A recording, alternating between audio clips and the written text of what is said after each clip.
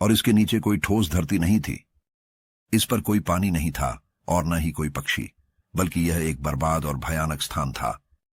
मैंने वहां 7 तारे देखे, जैसे महान जलते हुए पहाड़, और जब मैंने उनके बारे में पूछा तो स्वर्गदूत ने कहा, यह स्थान स्वर्ग और पृथ्वी का अंत है। यह सितारों और स्वर्ग के मेहमानों के लिए एक जेल बन गया है। और वे तारे जो आग के ऊपर घूमते हैं, क्या वे वही हैं जिन्होंने अपने उगने के आरंभ में प्रभु की आज्ञा का उल्लंघन किया, क्योंकि वे अपने निर्धारित समय पर बाहर नहीं आए? और वह उनसे क्रोधित हुआ और उन्हें तब तक बंधन में रखा जब तक उनका अपराध पूरा न हो जाए, यहां तक कि 10,000 वर्षों तक। अध्याय 19। और उरियल ने मुझसे कहा, यहां खड़े रहो। वे स्वर्गदूत जो महिलाओं के साथ जुड़े हुए हैं और उनकी आत्माएं जो कई विभिन्न रूप धारण कर रही हैं, मानवता को अपवित्र कर रही हैं और उन्हें देवताओं के रूप में दानवों को बलिदान देने के लिए भटका देंगी। यहां वे खड़े रहेंगे महान न्याय के दिन तक, जिसमें उनका न्याय होगा जब तक कि उनका अंत न हो जाए।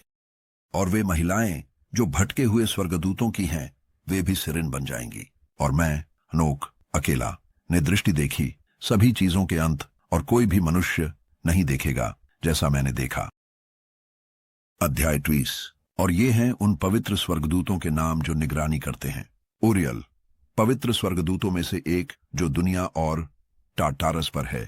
राफेल पवित्र स्वर्गदूतों में से एक जो मनुष्यों की आत्माओं पर है। राघुएल पवित्र स्वर्गदूतों में से एक जो प्रकाशमानों की दुनिया पर प्रतिशोध लेता है। राफेल पवित्र स्वर्गदूतों में से एक जो मानवता के सबसे अच्छे हिस्से और अराजकता पर नियुक्त है। सारा काले पवित्र स्वर्गदूतों में से एक जो आत्माओं पर है जो आत्मा में पाप करती हैं। गैब्रियल पवित्र स्वर्गदूतों में से एक जो स्वर्ग और सांपों पर है। और केरुबिम रेमियल पवित्र स्वर्गदूतों में से एक जिसे भगवान ने उन पर नियुक्त किया है जो उठते हैं। अध्याय 21। और मैं वहां गया जहां चीजें अराजक थीं, और मैंने वहां कुछ भयानक देखा। मैंने न तो ऊपर कोई स्वर्ग देखा और न ही एक मजबूत स्थापित पृथ्वी, बल्कि एक अराजक और भयानक स्थान देखा। और वहां मैंने आकाश के 7 तारे देखे जो एक साथ बंधे हुए थे, जैसे बड़े पहाड़ और आग से जलते हुए। फिर मैंने कहा, वे किस पाप के लिए बंधे हुए हैं और किस कारण से उन्हें यहां फेंका गया है? तब उरियल जो पवित्र स्वर्गदूतों में से एक था और जो मेरे साथ था, उसने कहा, और वह उन पर प्रमुख था, और कहा, हनोक, तुम क्यों पूछते हो और तुम सत्य के लिए क्यों उत्सुक हो? ये स्वर्ग के तारों में से है जिन्होंने भगवान के आदेश का उल्लंघन किया है और यहां 10,000 वर्षों तक बंधे रहेंगे। उनके पापों द्वारा निर्धारित समय पूरा हो गया। और वहां से मैं एक और स्थान पर गया जो पहले से भी अधिक भयानक था। और मैंने एक भयानक चीज देखी। वहां एक बड़ा आग था जो जल रहा था और भड़क रहा था, और वह स्थान गहरे गर्त तक फटा हुआ था, जिसमें बड़ी बड़ी आग की गिरती हुई स्तंभों से भरा हुआ था। मैं न तो इसकी सीमा देख सका और न ही इसका आकार, और न ही मैं इसका अनुमान लगा सका। फिर मैंने कहा, यह स्थान कितना भयावह है और इसे देखना कितना भयानक है। तब उरियल जो मेरे साथ था ने मुझसे उत्तर दिया और मुझसे कहा, हनोक, तुम्हें इतनी भय और आतंक क्यों है? और मैंने उत्तर दिया, इस भयावह स्थान के कारण और दर्द के दृश्य के कारण। और उसने मुझसे कहा, यह स्थान स्वर्गदूतों की जेल है और यहां वे हमेशा के लिए कैद रहेंगे। अध्याय 22। और वहां से मैं एक और स्थान पर गया, और उसने मुझे पश्चिम में एक और बड़ा और ऊंचा पहाड़ दिखाया जो कठोर चट्टान का था। और वहां 4 खोखले स्थान थे, गहरे, चौड़े और बहुत चिकने। खोखले स्थान कितने चिकने हैं, और देखना कितना गहरा और अंधेरा है। तब राफेल जो मेरे साथ था ने उत्तर दिया और मुझसे कहा, ये खोखले स्थान इस विशेष उद्देश्य के लिए बनाए गए हैं ताकि मृतकों की आत्माएं यहां इकट्ठा हो सकें। हां, ताकि मनुष्यों के बच्चों की सभी आत्माएं यहां इकट्ठा हों, और ये स्थान उन्हें उनके न्याय के दिन तक और उनके निर्धारित समय तक, और जब तक महान न्याय उनके ऊपर नहीं आता, उन्हें प्राप्त करने के लिए बनाए गए हैं। मैंने मृत मनुष्यों की आत्माएं देखीं और उनकी आवाज स्वर्ग की ओर गई और याचना की। फिर मैंने राफेल जो मेरे साथ था से पूछा, और मैंने उससे कहा, यह आत्मा किसकी है जिसकी आवाज बाहर जा रही है और याचना कर रही है। और उसने मुझसे उत्तर दिया कहकर, यह आत्मा है जो अबेल से निकली, जिसे उसके भाई कैन ने मारा, और वह उसके खिलाफ याचना करता है जब तक उसकी संतति पृथ्वी के चेहरे से नष्ट नहीं हो जाती और उसकी संतति मनुष्यों की संतति में से समाप्त नहीं हो जाती। फिर मैंने इसके बारे में और सभी खोखले स्थानों के बारे में पूछा कि एक को दूसरे से क्यों अलग किया गया है। और उसने मुझसे उत्तर दिया और मुझसे कहा, ये 3 स्थान इसलिए बनाए गए हैं ताकि मृतकों की आत्माएं अलग की जा सकें, और ऐसे विभाजन को धर्मी आत्माओं के लिए बनाया गया है, जिसमें पानी का उज्ज्वल स्रोत है, और ऐसा किया गया है। यह पापियों के लिए बनाया गया है जब वे मरते हैं और पृथ्वी में दफनाए जाते हैं, और उनके जीवन काल में उन पर न्याय नहीं किया गया। यहां उनकी आत्माएं इस महान दर्द में अलग की जाएंगी जब तक कि न्याय और दंड का महान दिन न आए, और उन लोगों के लिए जो हमेशा के लिए शाप देते हैं उनके लिए प्रतिशोध वहां उन्हें हमेशा के लिए बांध देगा। और ऐसे विभाजन उन आत्माओं के लिए बनाए गए हैं जो याचना करती हैं, जो अपनी विनाश के बारे में खुलासे करती हैं। जब उन्हें पापियों के दिनों में मारा गया, ऐसा उन मनुष्यों की आत्माओं के लिए बनाया गया है जो धर्मी नहीं थे बल्कि पापी थे, जो उल्लंघन में पूर्ण थे और उल्लंघन करने वालों के वे साथी होंगे, लेकिन उनके आत्माएं न्याय के दिन नहीं मारी जाएंगी, न ही उन्हें वहां से उठाया जाएगा। फिर मैंने महिमा के भगवान को आशीर्वाद दिया और कहा, धन्य हो मेरे भगवान, धर्म के भगवान, जो हमेशा के लिए शासन करते हैं। वहां से अध्याय 33। मैं एक और स्थान पर गया, पृथ्वी के अंत के पश्चिम में, और मैंने एक जलती हुई आग देखी जो बिना रुके दौड़ता रहा और दिन या रात अपने मार्ग से नहीं रुका बल्कि नियमित रूप से चलता रहा। और मैंने पूछा, यह क्या है जो नहीं रुकता? तब राघुएल, जो पवित्र स्वर्गदूतों में से एक था और मेरे साथ था, ने मुझसे उत्तर दिया और कहा, यह आग का मार्ग जिसे तुमने देखा है वह पश्चिम में है, जो स्वर्ग के सभी प्रकाशनों का पीछा करती है। अध्याय 24। और वहां से मैं पृथ्वी के एक और स्थान पर गया, और उसने मुझे एक आग की पर्वत श्रृंखला दिखाई जो दिन और रात जलती थी, और मैं इसके पार गया, और मैंने 7 शानदार पहाड़ देखे जो एक दूसरे से भिन्न थे, और इसके पत्थर शानदार और सुंदर थे, एक साथ मिलकर शानदार महिमामय रूप और सुंदर बाहरी रूप के साथ। पूर्व की ओर 3 एक दूसरे पर आधारित, और दक्षिण की ओर 3 एक दूसरे पर, और गहरे खुरदुरे घाटियां जिनमें से कोई भी किसी अन्य से नहीं जुड़ी।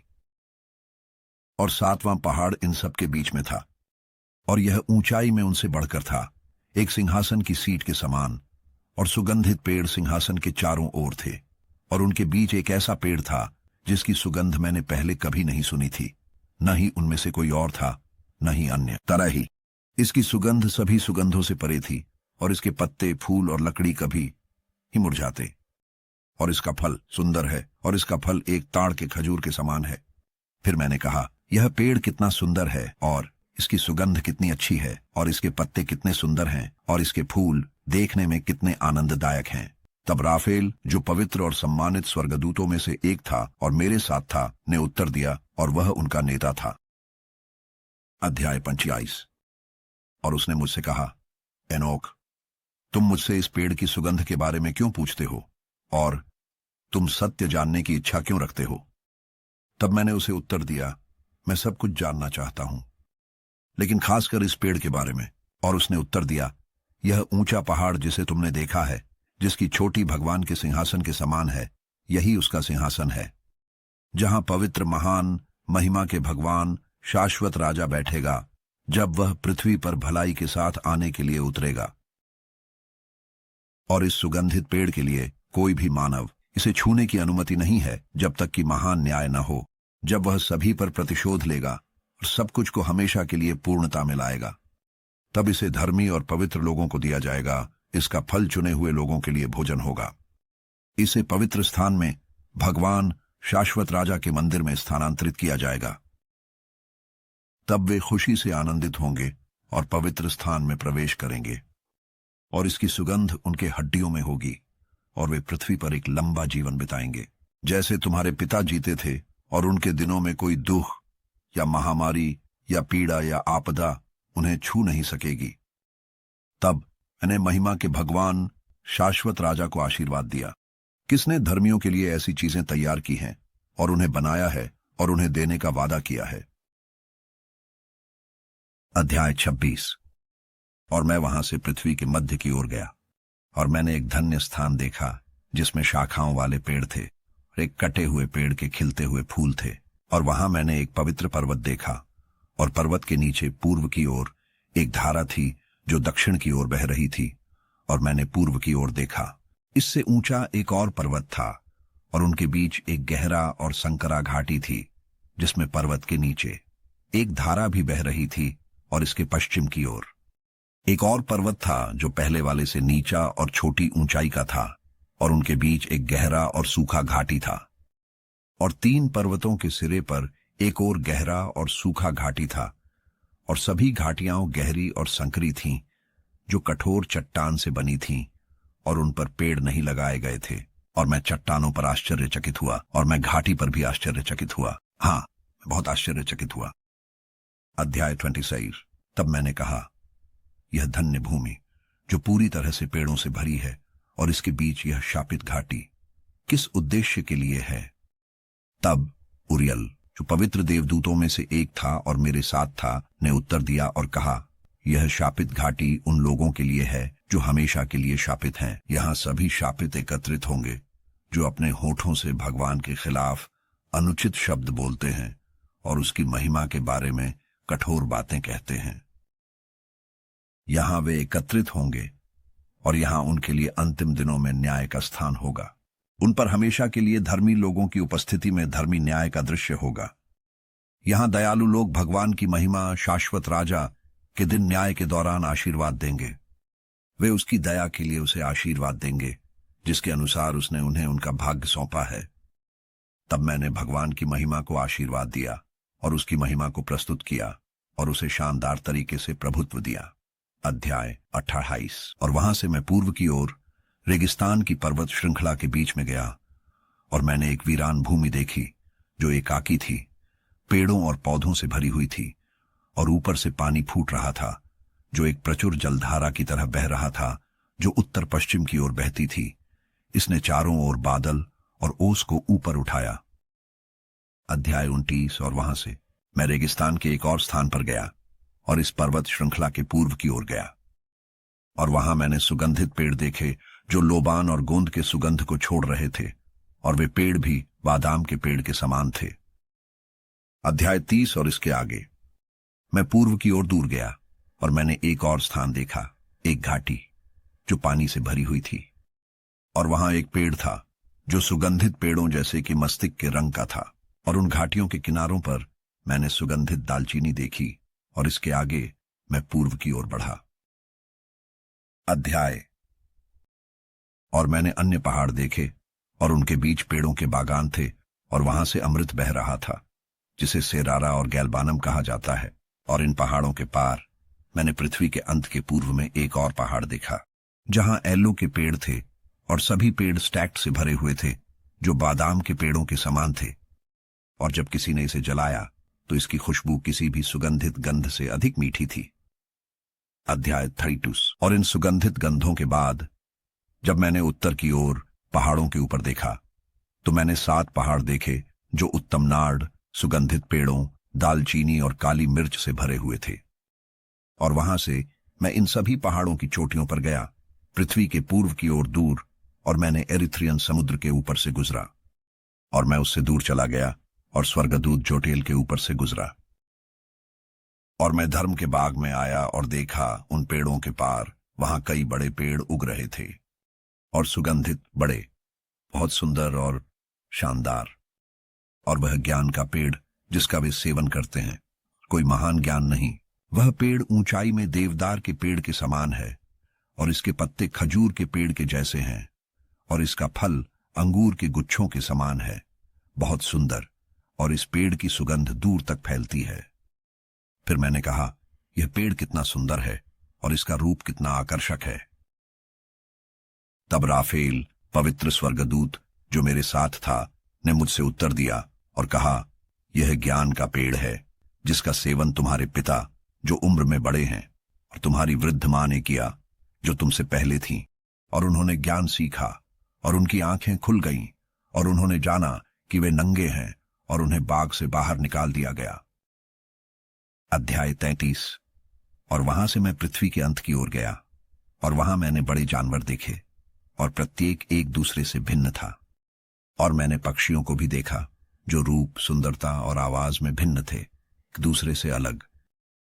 और उन जानवरों के पूर्व में मैंने पृथ्वी के अंत देखे जहां आकाश विश्राम करता है और आकाश के दरवाजे खुले हुए हैं। और मैंने देखा कि आकाश के तारे कैसे बाहर आते हैं। और मैंने उन दरवाजों की गिनती की जिनसे वे निकलते हैं और उनके सभी निकासों को लिख लिया, प्रत्येक व्यक्तिगत तारे की संख्या और नाम, उनके मार्ग और उनके स्थान और उनके समय और उनके महीनों के अनुसार, जैसे उरियल पवित्र स्वर्गदूत जो मेरे साथ था ने मुझे दिखाया। उसने मुझे सभी चीजें दिखाई और उन्हें मेरे लिए लिख दिया। उन्होंने मेरे लिए उनके नाम भी लिखे और उनके कानून और उनके समूह। अध्याय 34। और वहां से मैं उत्तर की ओर गया, पृथ्वी के अंत की ओर, और वहां मैंने पूरे पृथ्वी के अंत में एक बड़ा और शानदार यंत्र देखा। और यहां मैंने आकाश में 3 दरवाजे खुले हुए देखे। इनमें से प्रत्येक के माध्यम से उत्तर की हवाएं चलती हैं। जब वे फूंकते हैं तो ठंड, ओले, पाला, बर्फ, ओस और बारिश होती है। और एक दरवाजे से वे भलाई के लिए फूंकते हैं, लेकिन जब वे अन्य 2 दरवाजों के माध्यम से फूंकते हैं तो यह पृथ्वी पर हिंसा और पीड़ा के साथ होता है, और वे हिंसा के साथ फूंकते हैं। अध्याय 35। और वहां से मैं पश्चिम की ओर गया, पृथ्वी के अंत की ओर, और वहां मैंने आकाश के 3 दरवाजे देखे, खुला जैसा कि मैंने पूर्व में देखा था। दरवाजों की वही संख्या और निकास की वही संख्या। अध्याय 36। और वहां से मैं दक्षिण की ओर गया, पृथ्वी के अंत की ओर, और वहां मैंने स्वर्ग के 3 खुले दरवाजे देखे। और वहां से ओस, बारिश और हवा आती है। और वहां से मैं पूर्व की ओर गया, स्वर्ग के अंत की ओर, और यहां मैंने स्वर्ग के 3 पूर्वी दरवाजे खुले देखे और उनके ऊपर छोटे दरवाजे थे। इन छोटे दरवाजों के माध्यम से स्वर्ग के तारे गुजरते हैं और उन्हें दिखाए गए मार्ग पर पश्चिम की ओर चलते हैं। और जब जब मैंने देखा, मैंने हमेशा महिमा के भगवान को आशीर्वाद दिया, और मैं महिमा के भगवान को आशीर्वाद देता रहा जिसने महान और अद्भुत चमत्कार किए, ताकि वह अपने काम की महानता को देवदूतों, आत्माओं और मनुष्यों को दिखा सके, ताकि वे उसके काम और उसकी सारी सृष्टि की प्रशंसा कर सकें, ताकि वे उसकी शक्ति के काम को देख सकें और उसके हाथों के महान काम की प्रशंसा कर सकें और उसे हमेशा के लिए आशीर्वाद दें। उपमा। अध्याय 37। दूसरी दृष्टि जो उसने देखी वह ज्ञान की दृष्टि है, जिसे एनोक, जारेड का पुत्र, महल्लेल का पुत्र, कानान का पुत्र, सेठ का पुत्र एनोक और आदम का पुत्र ने देखा। और यह उन शब्दों की शुरुआत है जो मैंने अपनी आवाज उठाकर कहे और जो पृथ्वी पर निवास करते हैं उन्हें कहा, सुनो प्राचीन समय के लोग, और देखो कि तुम जो बाद में आओगे, पवित्र के शब्दों को जिन्हें मैं आत्माओं के भगवान के सामने कहूंगा। यह बेहतर होगा कि केवल उन्हें, प्राचीन समय के लोगों को, घोषित किया जाए, लेकिन जो लोग बाद में आएंगे उनसे भी हम ज्ञान की शुरुआत को नहीं रोकेंगे। आज तक ऐसी बुद्धि कभी भी आत्माओं के भगवान द्वारा नहीं दी गई है जैसी मैंने प्राप्त की है। मेरी समझ के अनुसार, आत्माओं के भगवान की कृपा के अनुसार, जिसके द्वारा मुझे शाश्वत जीवन का भाग दिया गया है। अब मुझ पर 3 उपमा प्रकट की गईं और मैंने अपनी आवाज उठाई और उन्हें पृथ्वी पर निवास करने वालों को सुनाया। पहली उपमा। अध्याय 30। पहली उपमा। जब धर्मियों की सभा प्रकट होगी और पापियों का उनके पापों के लिए न्याय किया जाएगा और उन्हें पृथ्वी के चेहरे से निकाल दिया जाएगा। और जब धर्मी प्रकट होंगे तो धर्मियों की आंखों के सामने, जिनके चुने हुए कार्य आत्माओं के भगवान पर निर्भर करते हैं, और धर्मियों और पृथ्वी पर निवास करने वाले चुने हुए लोगों के लिए प्रकाश प्रकट होगा, तो तब पापियों का निवास कहाँ होगा और उन लोगों का विश्राम स्थल कहाँ होगा जिन्होंने आत्माओं के भगवान का इनकार किया। उनके लिए अच्छा होता अगर वे जन्मे ही नहीं होते। जब धर्मियों के रहस्य प्रकट होंगे और पापियों का न्याय किया जाएगा और नास्तिकों को धर्मियों और चुने हुए लोगों के सामने से निकाल दिया जाएगा, उस समय से जो लोग पृथ्वी के स्वामी हैं वे अब शक्तिशाली और ऊंचे नहीं रहेंगे और वे पवित्र के चेहरे को नहीं देख सकेंगे, क्योंकि आत्माओं के भगवान ने अपने प्रकाश को पवित्र, धर्मी और चुने हुए के चेहरे पर प्रकट किया है। तब राजा और शक्तिशाली नष्ट हो जाएंगे और उन्हें धर्मियों और पवित्रों के हाथों में सौंप दिया जाएगा। और उसके बाद कोई भी आत्माओं के भगवान से अपने लिए दया नहीं मांगेगा, क्योंकि उनका जीवन समाप्त हो चुका है। अध्याय 39:1। और उन दिनों में चुने हुए और पवित्र बच्चे उच्च स्वर्ग से उतरेंगे और उनका वंश मनुष्यों के बच्चों के साथ एक हो जाएगा। और उन दिनों में एनोक ने उत्साह और क्रोध की पुस्तकें और अशांति और निष्कासन की पुस्तकें प्राप्त की, और उन पर दया नहीं की जाएगी, कहता है आत्माओं का भगवान। और उन दिनों में एक बवंडर ने मुझे पृथ्वी से उठा लिया और मुझे आकाशों के अंत में रख दिया। और वहां मैंने एक और दृष्टि देखी, पवित्रों के निवास स्थान और धर्मियों के विश्राम स्थान। यहां मेरी आंखों ने उनके निवास स्थान देखे, उनके धर्मी स्वर्गदूतों के साथ और उनके विश्राम स्थल पवित्र के साथ। और उन्होंने मनुष्यों के बच्चों के लिए याचना की, मध्यस्थता की और प्रार्थना की, और उनके सामने धर्म ऐसा बहा जैसे पानी और दया पृथ्वी पर ओस की तरह, इस प्रकार कि उनके बीच सदा और हमेशा के लिए है। और उस स्थान पर मेरी आंखों ने चुने हुए लोगों को देखा जो धर्म और विश्वास के थे।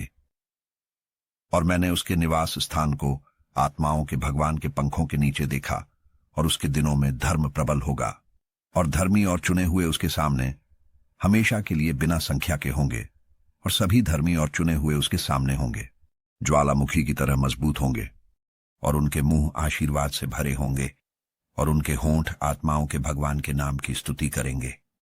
और उसके सामने धर्म कभी विफल नहीं होगा, और उसकी उपस्थिति में सीधापन कभी विफल नहीं होगा। वहां मैं निवास करना चाहता था, और मेरी आत्मा उस निवास स्थान के लिए तरसती थी, और वहां पहले से ही मेरा भाग्य था, क्योंकि इस प्रकार मेरे लिए आत्माओं के भगवान के सामने यह स्थापित किया गया है। उन दिनों में मैंने आत्माओं के भगवान के नाम की प्रशंसा की और उसे आशीर्वाद और स्तुति के साथ बढ़ाया, क्योंकि उसने मुझे आशीर्वाद और महिमा के लिए निर्धारित किया है। आत्माओं के भगवान की इच्छा के अनुसार काफी समय तक मेरी आंखें उस स्थान को देखती रहीं, और मैंने उसे आशीर्वाद दिया और उसकी प्रशंसा की, कहकर धन्य है वह, और वह प्रारंभ से लेकर हमेशा के लिए धन्य हो, और उसके सामने कोई अंत नहीं है। वह जानता है जब दुनिया का निर्माण नहीं हुआ था तब क्या सदा के लिए है और क्या पीढ़ी दर पीढ़ी होगा। जो सोते नहीं वे तुझे आशीर्वाद देते हैं, वे तेरी महिमा के सामने खड़े होते हैं और आशीर्वाद देते हैं, स्तुति करते हैं और बढ़ाते हैं, कहते हैं पवित्र पवित्र पवित्र है आत्माओं का भगवान, वह पृथ्वी को आत्माओं से भरता है। और यहां मेरी आंखों ने उन सभी को देखा जो सोते नहीं, वे उसके सामने खड़े होते हैं और आशीर्वाद देते हैं और कहते हैं धन्य हो तू, और भगवान के नाम को सदा और हमेशा के लिए धन्य किया जाए। और मेरा चेहरा बदल गया, क्योंकि मैं अब पूरा नहीं रह सकता था। अध्याय 40। और उसके बाद मैंने हजारों हजारों और 10,000 बार 10,000 देखे। मैंने एक संख्या और गणना से परे एक विशाल जनसमूह देखा, जो आत्माओं के भगवान के सामने और आत्माओं के भगवान के चारों ओर खड़ा था। मैंने 4 उपस्थिति देखी, जो उन लोगों से अलग थीं जो सोते नहीं हैं, और मैंने उनके नाम सीखे, क्योंकि जो देवदूत मेरे साथ गया उसने मुझे उनके नाम बताए और मुझे सभी छिपी हुई चीजें दिखाई। और मैंने उन 4 उपस्थियों की आवाजें सुनी जब वे महिमा के भगवान के सामने प्रशंसा कर रहे थे। पहली आवाज आत्माओं के भगवान को सदा के लिए आशीर्वाद देती है, और दूसरी आवाज मैंने सुनी जो चुने हुए और उन चुने हुए लोगों को आशीर्वाद देती है जो आत्माओं के भगवान पर निर्भर करते हैं। और तीसरी आवाज मैंने सुनी जो पृथ्वी पर रहने वालों के लिए प्रार्थना और मध्यस्थता कर रही थी और आत्माओं के भगवान के नाम से विनती कर रही थी। मैंने चौथी आवाज सुनी जो शैतानों को रोक रही थी और उन्हें आत्माओं के भगवान के सामने आने से मना कर रही थी, ताकि वे पृथ्वी पर रहने वालों पर आरोप न लगा सकें। उसके बाद मैंने शांति के देवदूत से पूछा जो मेरे साथ गया, जिसने मुझे सब कुछ दिखाया जो छिपा हुआ है। ये 4 उपस्थिति कौन हैं जिन्हें मैंने देखा है और जिनके शब्द मैंने सुने और लिखे हैं? और उसने मुझसे कहा, यह पहला राफेल है जो दयालु और सहनशील है, और दूसरा जो सभी बीमारियों और सभी घावों पर नियुक्त है। मनुष्यों के बच्चों में राफेल है। और तीसरा, जो सभी शक्तियों पर नियुक्त है, वह गैब्रियल है। और चौथा, जो उन लोगों की आशा की पश्चाताप पर नियुक्त है, जो शाश्वत जीवन का वारिस है, उसका नाम फानुएल है।